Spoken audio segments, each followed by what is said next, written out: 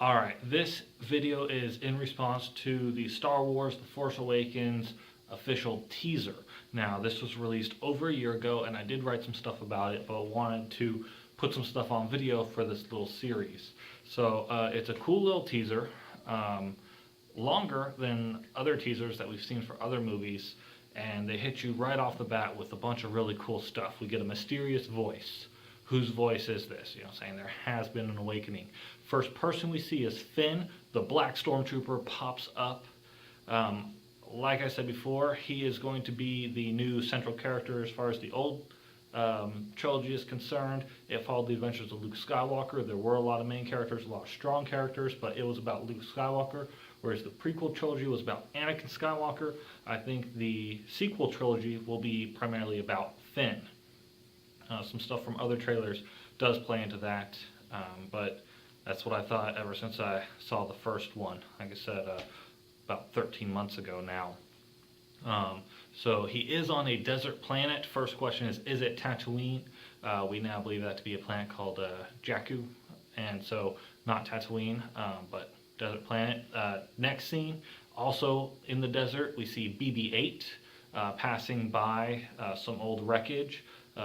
Really reminds me of a Star Wars CCG card for a junkyard where it was a crash site of the original settlers of Tatooine. People would put stuff there for the Jawas that they didn't want, kind of like a donation center. Anyways, that harkens me back to that. You do see in the background of A New Hope.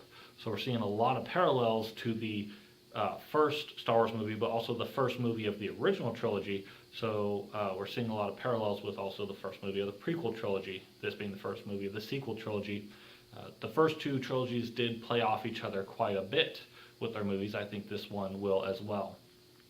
Then we see the First Order Stormtroopers coming off a ship or transport of some sort into the rain. We really get a feel that this is going to be a very different Star Wars movie than what we've seen before.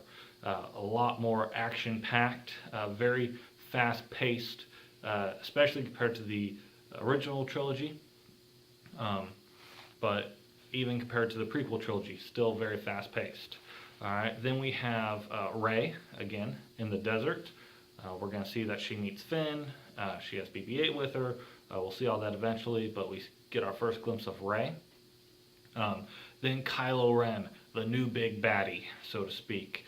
He's got an awesome lightsaber, lots of controversy there, most of that has died down, that he's got the trademark red lightsaber of a Sith or dark side Force user, since he's not necessarily a Sith, but a dark side user. And what's really cool about his blade is it's not very fine, it's not as evolved, it's not very finessed, and we do have the exhaust vents that give it the cross guard or cross hilt styling to it, which can both serve as function for letting the lightsaber cool off, as well as protecting his wrists. We've seen several other characters lose their arms ever since the first scene in the cantina on Tatooine, but Luke loses his arm, Anakin loses his arm, other people get their hands cut off.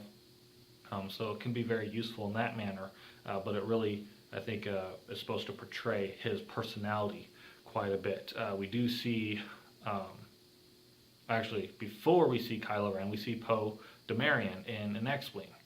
He's flying in a terrestrial area. He's flying inside the atmosphere.